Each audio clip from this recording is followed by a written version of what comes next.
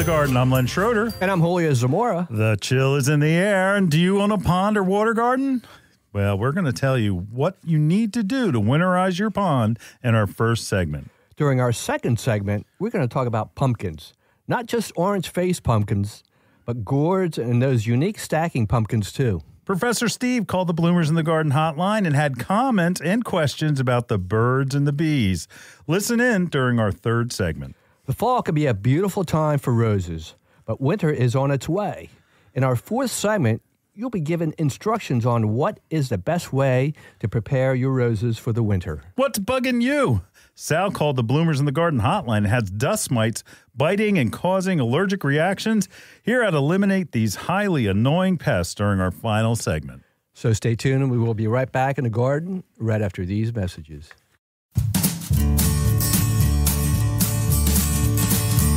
Bloomers in the Garden is brought to you each week by Bloomers Home and Garden Center. Bloomers is an award-winning garden center just 20 minutes from Philadelphia. Bloomers has been providing expert advice turning brown thumbs green for over 30 years. At Bloomers, we want you to ask us every question, even if you think it's silly. We share information in a friendly, non-judgmental way that is meant to teach and spread the joy of gardening. Visit Bloomers Home and Garden Center in Washington Township, Gloucester County. For directions, go to bloomers.com, and we'll see you in the garden. Hi, this is Len Schroeder from Bloomers in the Garden. Do you have a landscape, garden, or plant question? If so, call or text us using the Bloomers in the Garden hotline. Dial 609-685-1880. That's 609-685-1880. Don't be shy. We want to hear from you. Call or text us and let us know what problems you're facing. Let us know how we're doing. Call or text 609-685-1880. If we use your comment on the air, we'll send you a free Bloomers t-shirt. Call or text us at 609-685-1880. That's 609-685-1880. And we'll see you in the garden. Fertilome's Triple Action contains 70% neem oil and 0.25% pyrethrins as the concentrate and ready to spray. It is an insecticide, fungicide, and miticide labeled to use on vegetables, fruits, nuts, herbs, spices, and ornamentals. This organic OMRI-listed product controls a wide variety of insect pests and diseases, including aphids, scale, spider mites, whiteflies, rust, leaf spot, and powdery mildew. This insecticide is an all-in-one bottle that will cure just about any problem you may run into throughout the year. Fertilome's Triple Action has been helping gardeners across the country for years. Best to apply in late evening and early morning hours. Mix 1 ounce, which is equivalent to 2 tablespoons in a gallon of water. The best part is Triple Action may be used up to the day of harvest. So, the next time you are visiting your favorite garden center, ask for Fertilome's Triple Action and expect to have the best-looking plants in the neighborhood. You're listening to Bloomers in the Garden Radio. Listen anytime through your favorite podcast provider or see and hear us by subscribing to Bloomers YouTube channel. Bloomers in the Garden Radio is heard in Philadelphia and throughout the whole Delaware Valley every Saturday. First, wake up with us at 6 a.m. on WNWR The Word at 95.3 FM and 1540 AM. Tune in at 8 a.m. to Bloomers in the Garden Radio on Talk 860 WWDB. A rebroadcast of Bloomers in the Garden Radio is played each Saturday evening at 5 p.m. on The Word, 95.3 FM and 1540 AM. On Sunday at 8 a.m., we can be heard throughout the New York Tri-State Area on Classic Oldies, 1250 AM WMTR. Thanks for listening, and we'll see you in the garden. Welcome back to Bloomers in the Garden. Hey, do you have a pond or water garden? Julio, do you still have your pond? I took it down.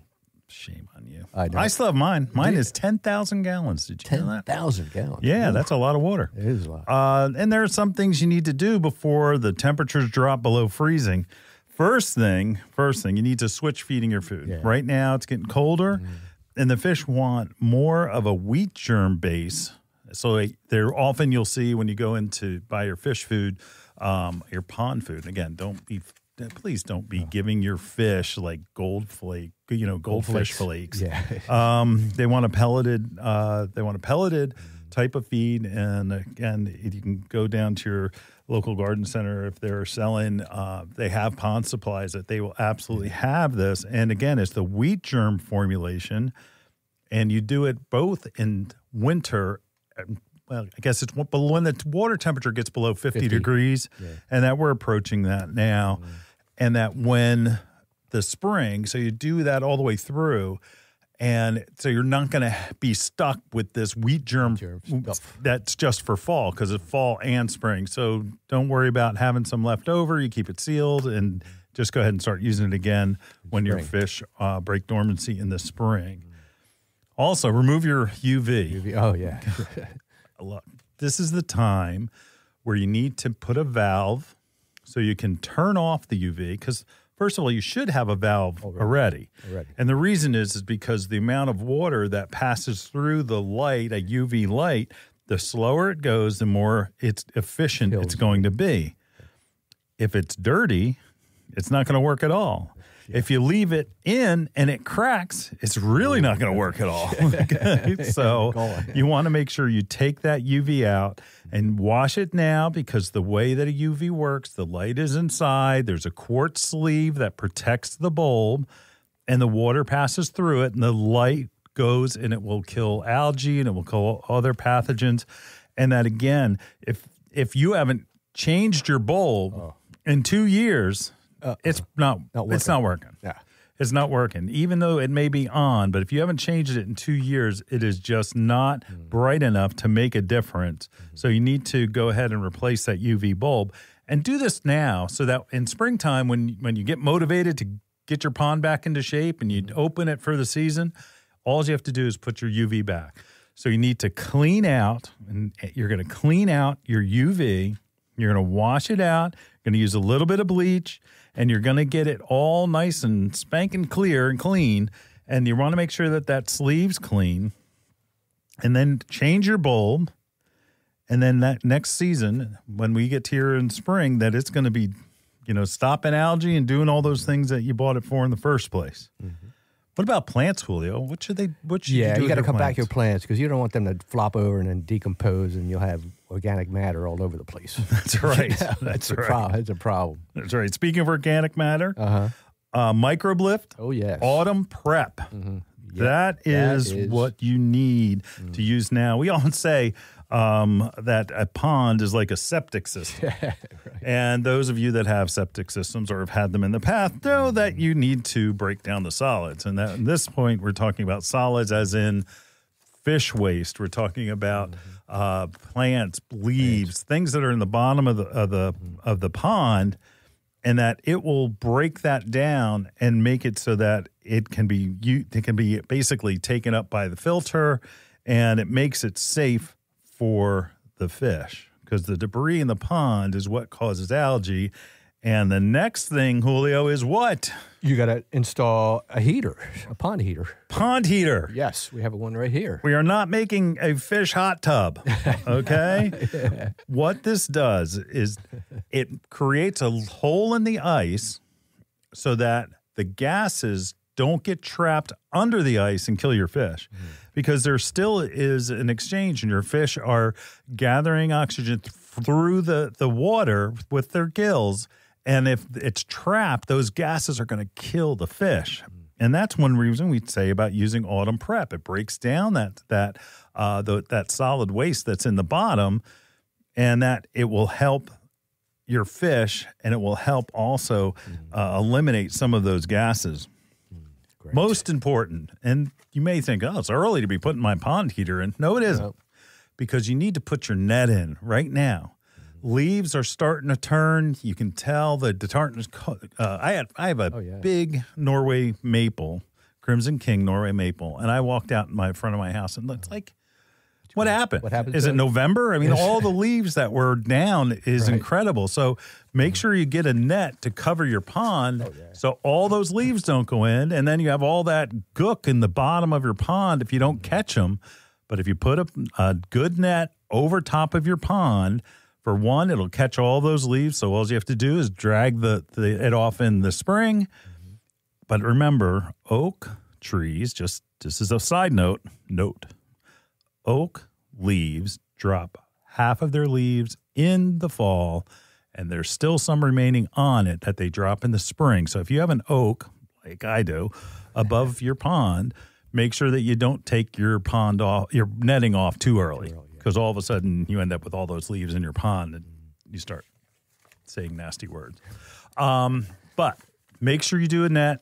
Make sure you get that over top. And then again, the heater is essential because, it hasn't been that cold. No. Yeah. Put it in. Yep. One trick, too, is making sure that you don't have that heater. And it's not on all the time. It has a thermostat in it, and that it goes on when it gets below freezing. Now, again, it doesn't heat the pond water. It heats the area where it's sitting, so it acts like a chimney to get all those bad gases out from underneath the ice. But make sure you don't have it sitting on your liner because, again, it gets hot and that you don't want it to melt your liner at all. So just something to make sure when you put it out there that you don't just kind of throw it in and leave, plug it in and you're done. Make sure that it's some protection for your liner. Wow. All right. It's important to do. Mm-hmm. It's important to do. Start it now. And don't skimp on the UV. Clean it up. Replace that bulb. It'll be basically brand new when you open it up in the spring. Wonderful. Anything to add, Hul? I think we hit it all. Yep. Make sure you change your fish food. Okay. All right. We'll be back in the garden right after this. Hi, this is Len Schroeder from Bloomers in the Garden. Do you have a landscape, garden, or plant question? If so, call or text us using the Bloomers in the Garden hotline. Dial 609-685-1880. That's 609-685-1880. Don't be shy. We want to hear from you. Call or text us and let us know what problems you're facing. Let us know how we're doing. Call or text 609-685-1880. If we use your comment on the air, we'll send you a free Bloomers t-shirt. Call or text us at 609-685-1880. That's 609-685-1880. And we'll see you in the garden. Are you looking forward to a spring of vibrancy while using the best organically approved growing media for your annuals and vegetables? Coast of Maine's Sprout Island Organic Seed Starter has been created to set a diverse culture ideal for germinating seeds and root cuttings. Created using the best ancient composting techniques and new age mixing devices, Sprout Island Organic Seed Starter gently combines kelp meal, worm castings, mycorrhiza, perlite, and sustainably harvested peat moss, establishing the most desirable setting to enhance new plant growth. Coast of Maine's Sprout Island Organic Seed Starter is available at these local retailers, or visit www.coastofmaine.com to locate one near you. Pickering Valley Feed and Farm, Exton, PA. Ashcombs Farm and Greenhouses, Mechanicsburg, PA. Sickles, Little Silver, New Jersey. This broadcasting segment has been brought to you by Bloomers Home and Garden Center. Who says you can't plant in fall? Have you checked out Bloomers Home and Garden Center? They've got tons of plants to put in the ground this time of year. Have you considered adding some color to your fall landscape? Right now is the time to head out to Bloomers and check out the selection of hardy mums, pansies, and asters. While you're there, check out Bloomers' line of Autumn Bliss plants. Plants and flowers that bloom through fall and thrive in autumn's cool nights and warm days. Don't forget to check out the end-of-the-year nursery clearance. Save big on camellias, 50% off, 75% off all dwarf golden hinoki. Take $100 off blue atlas cedar, weeping or upright, and $50 off all blood good Japanese maple trees. That's not it. Save up to 75% off at the perennial clearance table. And yes, in case you didn't figure it out, we've got a ton of pumpkins of all shapes and sizes. And don't forget get back by popular demand, the Porch Pleaser. For only $25, you get 2 corn stalks and 1 straw bale. When you check out the showroom floor, you'll see a large variety of our handcrafted Amish fall decorations to commemorate fall being the coolest time of year at Bloomer's Home and Garden Center. Bloomer's Home and Garden Center is located at 344 Herfield Cross Keys Road, Washington Township. For more information, check us out on the web at bloomers.com. Bloomers, you've got to see this place. Welcome back to Bloomers in the Garden. Welcome back. And folks, we're going to talk right now. Pumpkins, they just aren't orange anymore, are they, Len? Well, no, they aren't. They still are orange. Some They're still orange, yeah, but not all of them are. There are different things. Like you think of a pumpkin, right? Pumpkin, like Charlie Brown, Great Pumpkin, Charlie Brown. That regular pumpkin, okay, that they're definitely available. And that there are small ones, which are field trip pumpkins, and that these names are from the seed that are planted where you get the pumpkins from, okay? So field trip pumpkins are a smaller pumpkin, and that they have a long green stem, narrow, and then there's another variety that they used to be called sugar pumpkins. Like you have sugar pumpkins, and they look like a regular pumpkin, just miniaturized, and probably about 4 pounds, something like that, that they are really hard to get. Because they're not as prolific in the field. So the farmer's growing them, and instead of having field trips where you can sell, 100, he can sell maybe 50, 55 of the sugar pumpkins. So, but they are still available. Cannonballs. I like cannonballs. Yeah. Cannonballs are little. They're about the size of a baseball to a softball, and that they're really nice. Now on the other extreme, there's Big Macs. Big Macs. But at most places now, they're not called Big Macs anymore, but they're called prize winners.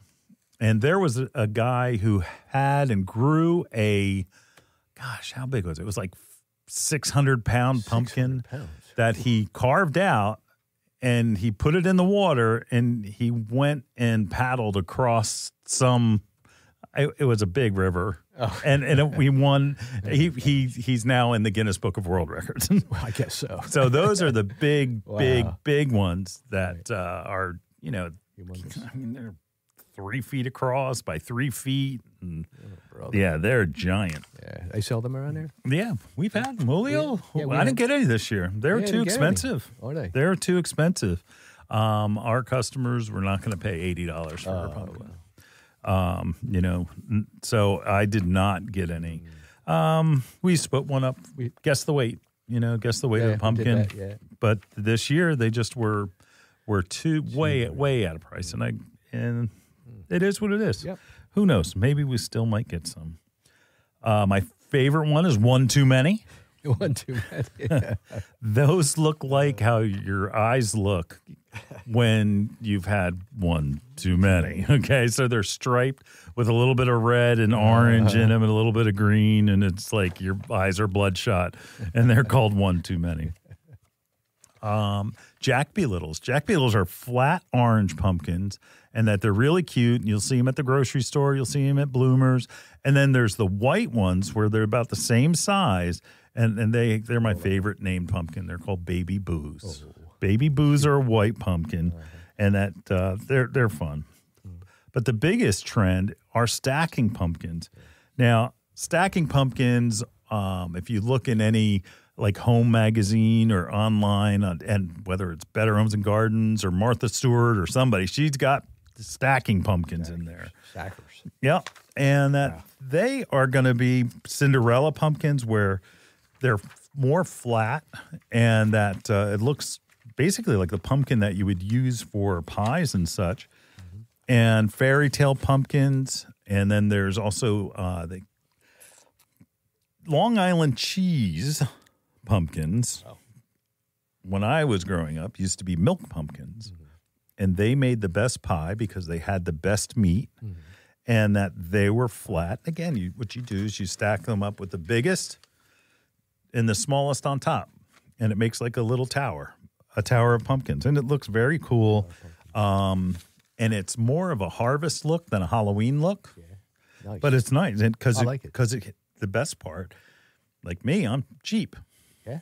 So I can put that in and have that stack, and I don't have to take it down at Halloween. I can go all the way to Thanksgiving. Oh, look at you. Look at me. Wow. Look at me. We have some of the white flat pumpkins too. Oh, I like those. Yeah, those flat white boar. Beautiful. And they have an orange flesh, can be used for pies and baking. But it's just real white, and it's really the name comes from South Africa when the Dutch Boers were the colonial power at the time, and that's why they were started there and such. But pumpkins are something you need to take a look at your pumpkin when you buy it, and you want to make sure that it doesn't have any like ulcers or cuts or cracks.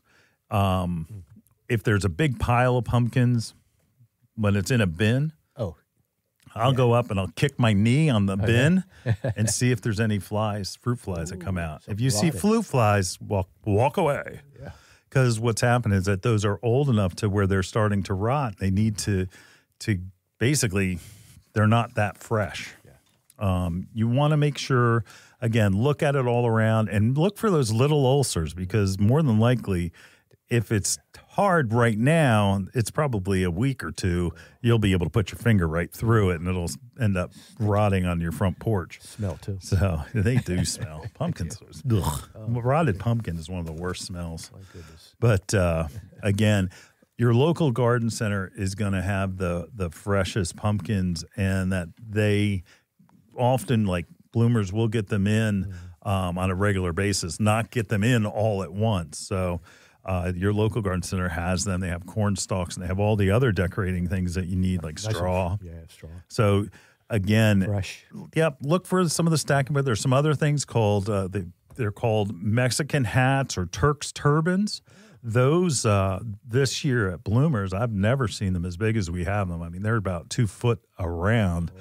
They're enormous, and that normally they're probably about a foot, but amazing colors. Oh, beautiful. And, pumpkins now, it's not like you said, first off, they're not just orange anymore. They're blue. Like we said, there's white. There's so many different colors. So make sure you're looking for any cracks or ulcers. Have fun with it. You can, we all know what a regular pumpkin looks like, but go ahead and get some of the other ones. Now, gourds are a completely different category.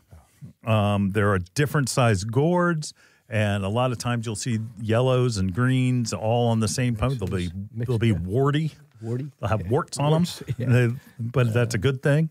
And again, they can hang around not just Halloween, but they can go all the way through into Thanksgiving time. That's great to have. So it's a good thing. It's a good thing. The decorating options today compared to just a few years ago is incredible. Oh, yeah. Because the pumpkins that are now being used for decoration, they used to be eaten. That's it. They're eaten. So now that they're just not for pies anymore. Yeah. But they could be. Yeah. Got that option, huh? Beautiful. All right. Go out and pick your pumpkin. Don't wait too long, because a lot of times the selection gets a little off as closer you get to Halloween. We're right in the prime time right now. So go out there and grab your pumpkins. Beautiful. We'll be back in the garden right after this.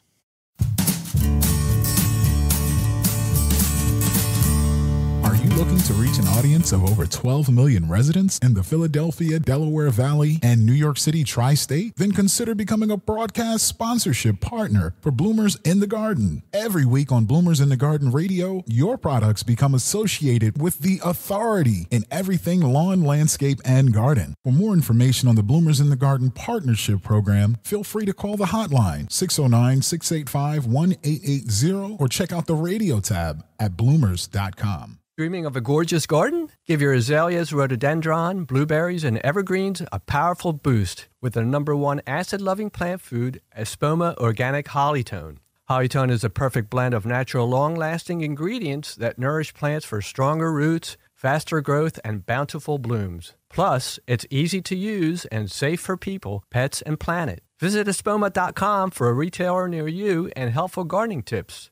Espoma, a natural in the garden since 1929. If you're like me, then you absolutely love birds. The Bird Sanctuary at Bloomer's Home and Garden Center has you covered. They're dedicated to the care and feeding of wild birds of all sorts. Want to bring more birds to your yard? Then you got to see this place. Bloomers has a huge flock of feeders, birdhouses, birdseed, and much, much more. Want to feed the birds and not the squirrels? They have this absolutely cool bronze bird feeder that will drive those sneaky squirrels nuts. They'll be moving to the next door neighbor in no time. OMG. Bloomers have these absolutely adorable birdhouses that will turn your yard into the perfect bird B&B. They carry all types of wild bird seed, suet, seed cakes, and mealworms. Bloomer stocks Lyric, Coles, CNS, Pine Tree Farms, and much, much more that will keep those beautiful birds coming back for more. Bloomer's Home and Garden Center is located in Washington Township in Gloucester County. For more information and directions, check them out on the web at bloomers.com. Bloomer's Home and Garden Center, you got to see this place.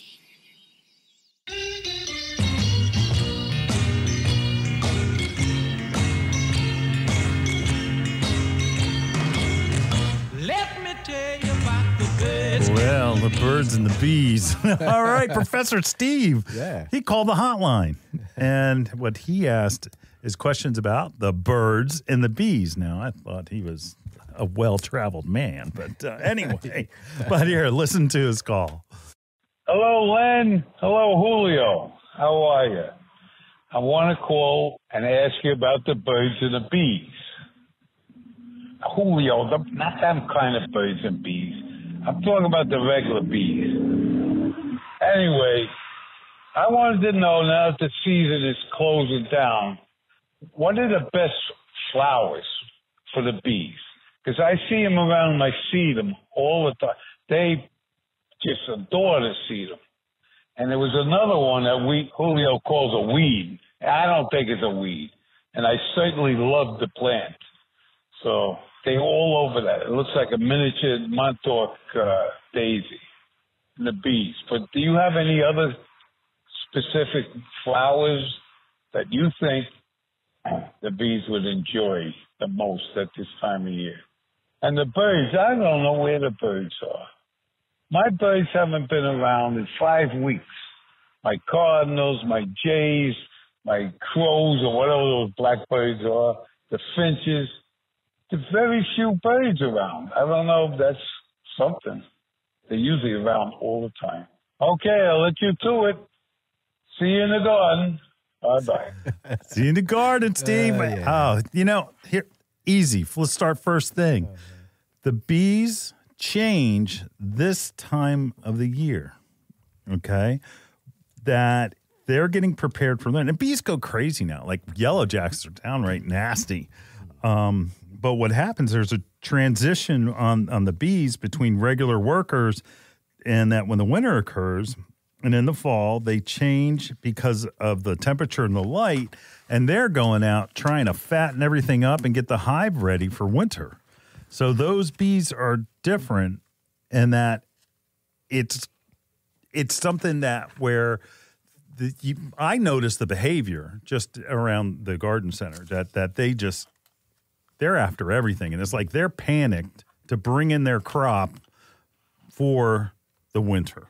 Now, goldenrod is the weed that you probably are talking about. Goldenrod, right. I love it. Solidago, I'm with you. There's new varieties that are out. There are dwarf varieties, bright yellow, very pretty, happy color.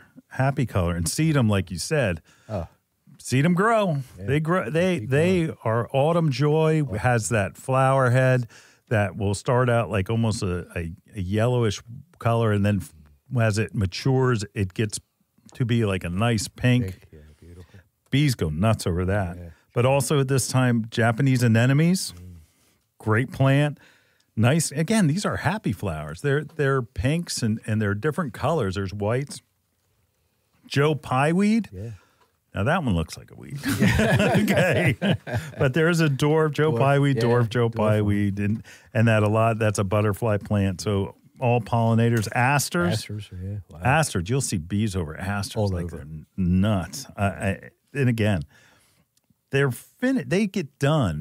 They're done foraging and back to the hive usually by November. So like I said, they're just getting done. The clock is ticking for them.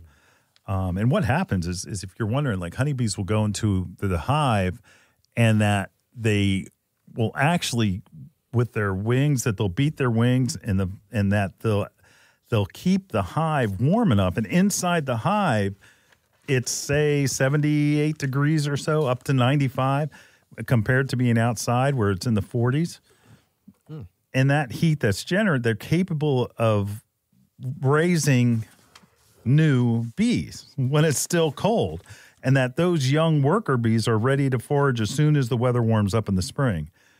Now, on the other hand, you have like bumblebees, for instance, and some carpenter bees, and that were there mostly solitary for the most part, and that where the mated females will hibernate, and that they'll mate in the fall, and that they spend their time just, again, going flower crazy, getting their fat reserves, and that they don't necessarily go in the hive, but they'll look for a little spot where they can maybe go behind, like, rotted logs.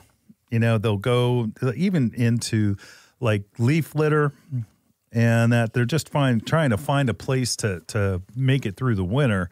And that we've had it where it almost seems like sometimes that the bumblebees are drunk, where they just are like moving slow, and it's like, and they're just that's like where, again, a lot of times in mornings where it's cold and that they're on your plant, they're just like they ended up sticking there for the night, and then they're almost dizzy, and that eventually they warm up and they're able to fly away.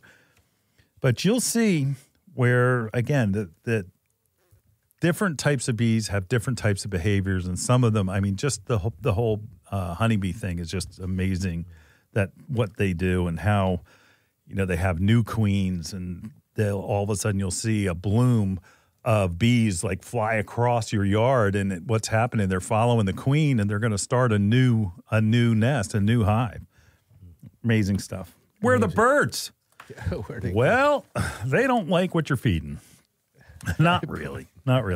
But, I heard of this analogy. It's like, okay, so your favorite restaurant is going to shut down for the winter. So you go and rush out to take advantage of the food while it's still available. Basically, birds are doing the same thing. They're saying, hey, we've got all of these seed heads maturing right now, coneflower and zinnias and black-eyed Susans, not to mention, you mentioned crows. They're out in Duffield's cornfield. They're going and trying to get their last fresh food in, but they'll be back. And there's also, you have this cross pattern where birds are starting to migrate. So, and again, remember, we've always talked about this. Birds migrate because of the sunlight, and we've all noticed that when you get up in the morning, now all of a sudden it's dark. What's up with that? Anyway, but that's what's calling birds and other animals and insects to change their patterns. And that, again, they'll be back. They'll be back because some of the winter birds have not come to our area yet.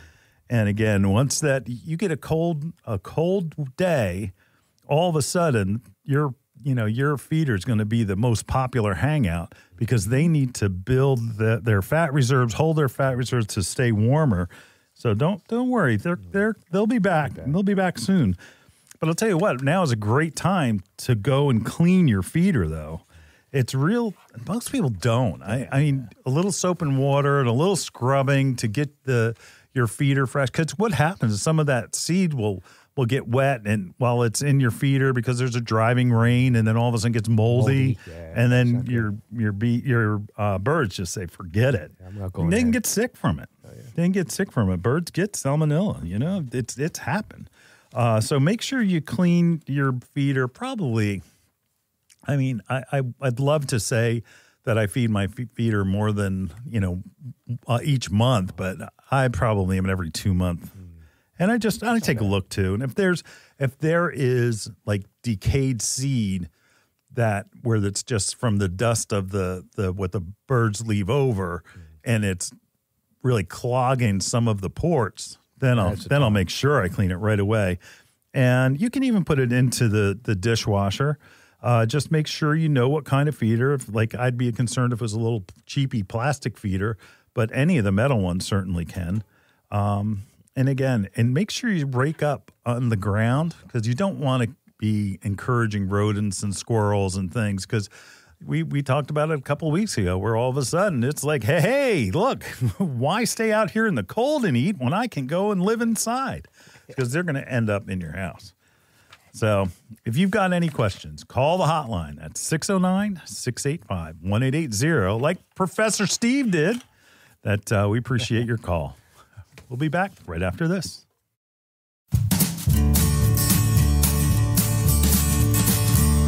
Hi, this is Len Schroeder from Bloomers in the Garden. Do you have a landscape, garden, or plant question? If so, call or text us using the Bloomers in the Garden hotline. Dial 609-685-1880. That's 609-685-1880. Don't be shy. We want to hear from you. Call or text us and let us know what problems you're facing. Let us know how we're doing. Call or text 609-685-1880. If we use your comment on the air, we'll send you a free Bloomers t-shirt. Call or text us at 609-685-1880. That's 609-685-1880. And we'll see you in the garden.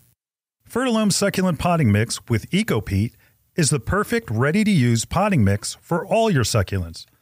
Fertilome Succulent Potting Mix is a blend of sphagnum peat moss, perlite, and EcoPeat. EcoPeat is a natural wood fiber from peat bogs. When added to Fertilome peat moss, it produces a superior, professional substrate with an exceptional ratio of air porosity and water holding capacity. Fertilome Succulent Potting Mix will ensure maximum drainage with ideal water retention. It's simply the best succulent mix on the market. Ask for Fertilome by name at your local garden center. Available at Daniel's Garden Center, Sumneytown Pike, Harleysville, Pennsylvania. Gasper's Home and Garden, 316 Tanyard Road, Richboro, PA. Your next houseplant is waiting for you in Bloomer's Home and Garden Center's greenhouse. Bloomers recognizes that houseplant choices are as important to your interior decorating as the fabric on your couch. The right plant, paired with the perfect container, can bring a dynamic change to your home. A houseplant brings life to your world and connects your home's interior to the greater outdoors. Even a small succulent placed on your coffee table has a way of connecting your living room to the Amazon rainforest. How about an air plant in your kitchen? Looking for an indoor flowering plant to add color to your plant palette? Bloomers has a large revolving assortment of flowering beauties. From aglaonemas to ZZ plants, Bloomers Greenhouse is stocked with your next favorite indoor plant. Bloomers carries a large selection of pottery and containers to match your home's decor and make any of your plants more beautiful. Bloomers experts can help you care for your plants and have the fertilizer, insecticides, leaf shine, and specialty soils you need to grow healthy and happy indoor plants. Visit Bloomers Home and Garden Center's greenhouse and make every room in your home a living room. Visit bloomers.com for more information. That's bloomers.com, and we'll see you in the garden. Welcome back to Bloomers in the Garden. Well, folks, roses need a little care at this time of year and to be their best next spring. So we need to look at that right now. Right now. So, when a rose drops its petals and that little ball on the end forms, that's called a rose hip. A rose hip. Rose hips. That's right. I don't know why it's called rose hips. I mean, it's a vitamin, right? Yeah. Take rose hips? Yeah. No, it absolutely is. And that what you want to do is you don't want to prune that off. You want to let them mature and let that rose hip stay. The only pruning that you really want to do is to prevent any damage from like winter winds. So if you have it where it's flopping around and it's gonna rub against something, or it's gonna hit the house, or it's gonna do something, you need to do some work.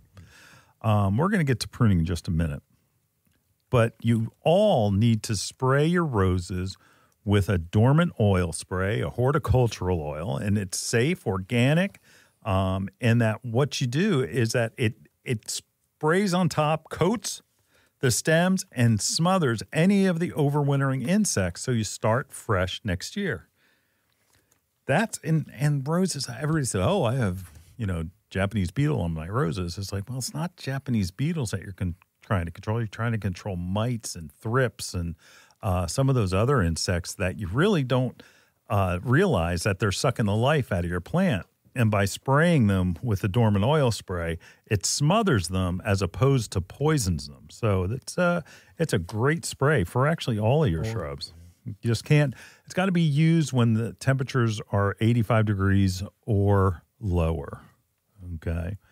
So if you have a knockout rose or a drift rose, a shrub rose, you treat them like a landscape plant. You can prune those down if you want. Okay. There's not really a whole lot specialty pruning that you need to do or any care. But if you have a hybrid tea or a floribunda that has a grafted root and top where they're separate, some of our listening area is Zone 5. Most of South Jersey, Philadelphia, up to really Central Jersey is going to be that same Zone 7. But if you're Zone 5, you need to mulch around that graft to protect the graft from freezing and being killed. So you mulch up around that to protect it. Do you have a climber? Aha, I have a climber. And the cane should be tied so that it doesn't end up like, I don't know about you, but during some of those snowstorms where you have stuff hitting against the house, it's like, oh my gosh, what is that noise? It's your rose hitting the house. So what you need to do is you need to tie it up. And Julio has a lot of extra stockings. Yeah, I do. That you go into your local pharmacy and get the cheapest pair of stockings you can find, because you're spreading out where you tie the rose so that it's not like a wire or a rope to where it's digging in to the actual stem. You want to use, again, a nylon stocking. So it works great. It really does. And you want to gather them together in a bunch and kind of stake them that way. So again, they're not bouncing around everything. One thing that most people forget, rake up the leaves underneath, because the black spot and all the disease issues that are underneath there is what's going to, those spores are going to release onto your plant in the spring, and then all of a sudden you'll start off with different diseases that you say, how did this happen? And it's because it's actually the spores are on the ground on those leaves. So again, most important is spraying with horticultural oil. Second is making sure that any wind is not going to harm any of the branches. And again, using the stockings as a tie rather than using rope or, some of those, we have some wire that has like a soft, the wire's insulated. I don't like that either. The stockings work well because it spreads it over really like about an inch to 2 inch area. So it's protecting the stems, not digging into the stems when you hold it. Julio, got anything else to add? Well, if you're a guy going into getting stockings, don't be afraid. Don't be afraid. It's expected. These days, things are a little different. You tell them what you're doing. You tell them you're doing it for your roses. You're doing it. Tell them your roses are in a transformation. That's what it is. It's that time of year. That's it. And that it doesn't matter. I mean, it's the best thing. I mean, even like tomato plants, when you're tying up tomato plants, use stockings. It is the best thing. It is the best thing. Beautiful. All right. We're going to be back in the garden right after this.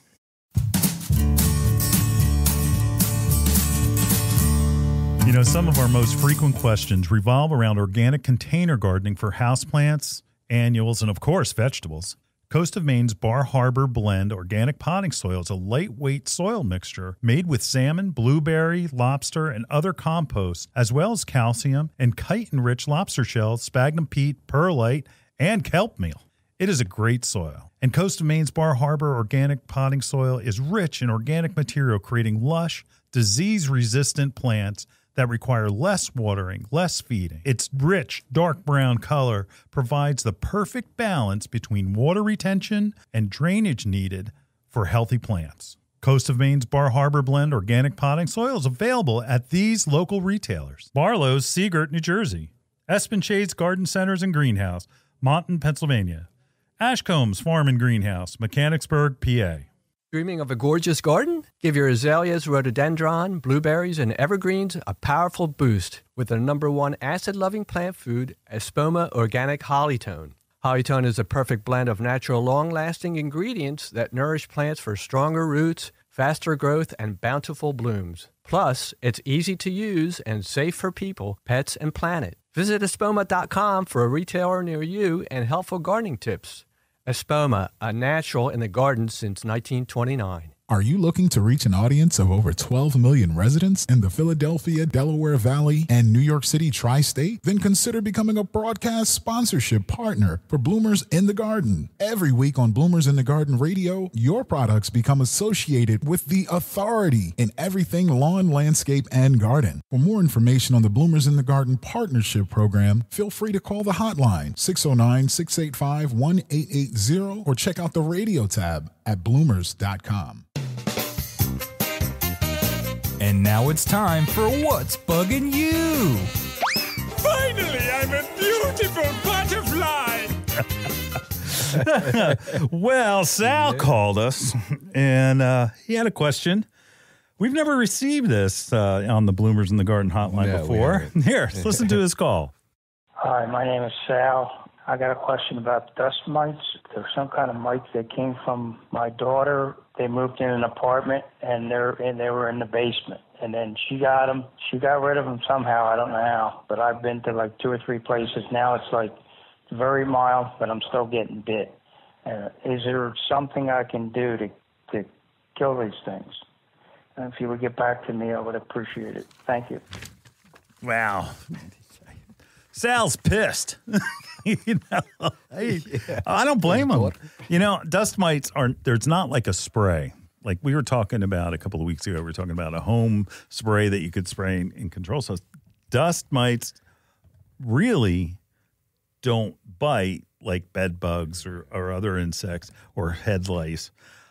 They actually give a reaction, an allergic reaction to the skin that makes it feel like that.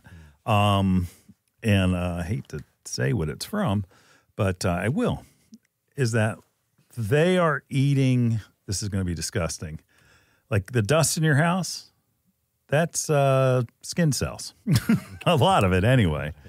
And so what happens is that they're eating those cells, and it is going to be, they're so small that you're not going to be, like, unless you have like, I don't know, the Sherlock Holmes style magnifying glass, you're not going to see them because they're so small. But they do. They just collect into dust, and that it's their droppings that cause the allergic reactions. I mean, some people get asthma.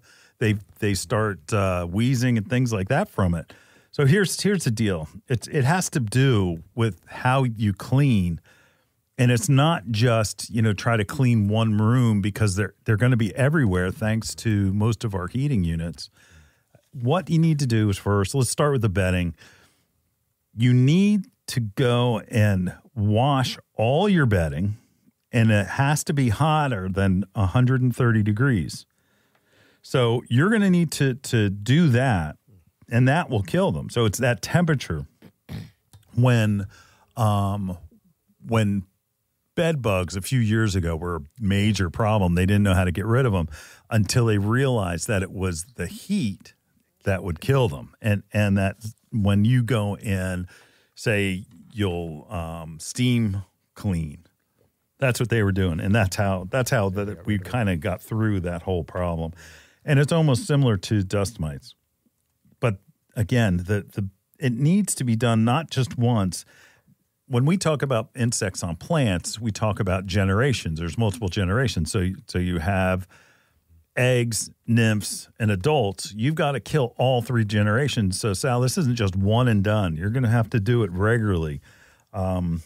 If you have, if you have something that can't be washed, but you could put in a dryer, you leave it on high heat for 15 minutes, and then that will control them.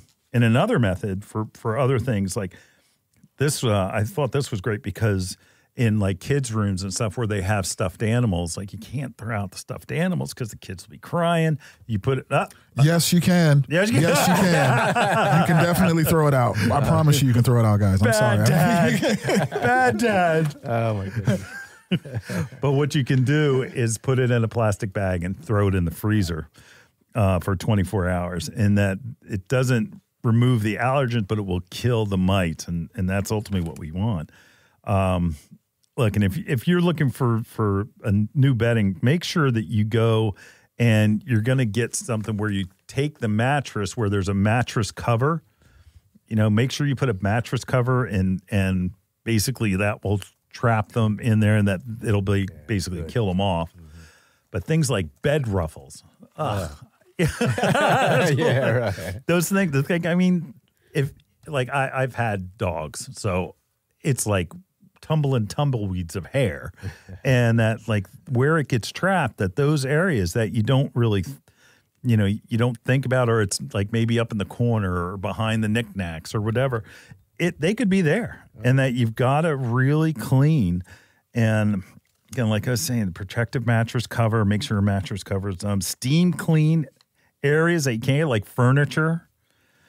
Make sure you're vacuuming regularly because, again, it's war right now where you need to get them out of there, multiple generations, because you're still getting bothered by them. Again, it's an issue with fabric furniture, and that's where you go in and use a steam cleaner. Rugs. Oh, did we mention rugs? No. Steam cleaner. Yeah. Again, steam cleaner will do it. You got to use one too. Make sure you're looking at 200 degrees is what you're looking for, and that you're on the steam cleaner. But you got to keep vacuuming up and getting rid of it. It requires just a good cleaning, but don't stop there. Get your air ducts cleaned, because all that stuff that gets sucked in on the register and ends up the dust, and then that collects in the actual heating units. That's another thing where the air duct should be cleaned. And also most important, so you're not recycling these things out, make sure you get a new HVAC filter. And that way you'll trap them there. It's not a one and done. And there's some, like I in my research, I saw some people talking about using essential oils. I can't say that. I mean, you could, first of all, it makes things dirtier to me, because all of a sudden that becomes a trap because it's all sticky. I don't think that would work. But again, high temperatures, you're looking to make sure you're backing it up with regularly cleaning, but also it's got to do with the bedding and making sure that that's done. And you're saying, did you have issues with dust mites? No, but one of my properties did. Yeah? Yeah, in North Carolina. Oh, really? Yeah? Yeah. And we had to actually call in a crew because there were several generations.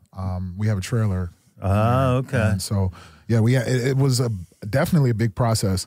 Not to mention we pulled up all the carpets, everything underneath the carpets. It was bad. See, that's another recommendation where you get rid of carpeting. But if you can get a steam cleaner for the carpets, you can take care of it that way. Sal, don't give up. It sounds like they're going to force you. Somebody's moving out. So make them pay rent. That's all, Sal. Yeah, that'd be nice. Sublet. Yeah. No, but again, steam cleaners, changing the bedding, making sure you're washing it at a high enough temperature. And again, there is ways around it, but it's not going to be just squirt some insecticide around. All right, we'll be back in the garden right after this.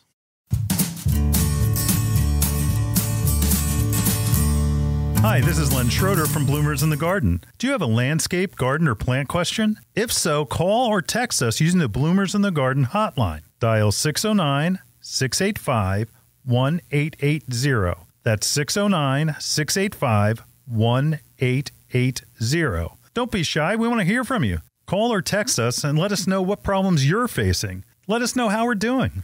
Call or text 609-685-1880. If we use your comment on the air, we'll send you a free Bloomers t-shirt. Call or text us at 609-685-1880. That's 609-685-1880. And we'll see you in the garden.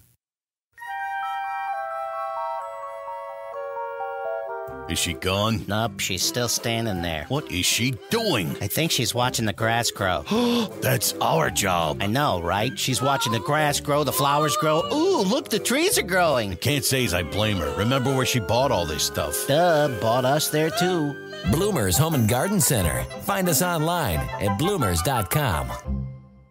You're listening to Bloomers in the Garden Radio. Listen anytime through your favorite podcast provider or see and hear us by subscribing to Bloomers YouTube channel. Bloomers in the Garden Radio is heard in Philadelphia and throughout the whole Delaware Valley every Saturday. First, wake up with us at 6 a.m. on WNWR The Word at 95.3 FM and 1540 AM. Tune in at 8 a.m. to Bloomers in the Garden Radio on Talk 860 WWDB. A rebroadcast of Bloomers in the Garden Radio is played each Saturday evening at 5 p.m. on The Word, 95.3 FM and 1540 AM. On Sunday at 8 a.m., we can be heard throughout the New York Tri-State Area on Classic Oldies, 1250 AM WMTR. Thanks for listening, and we'll see you in the garden.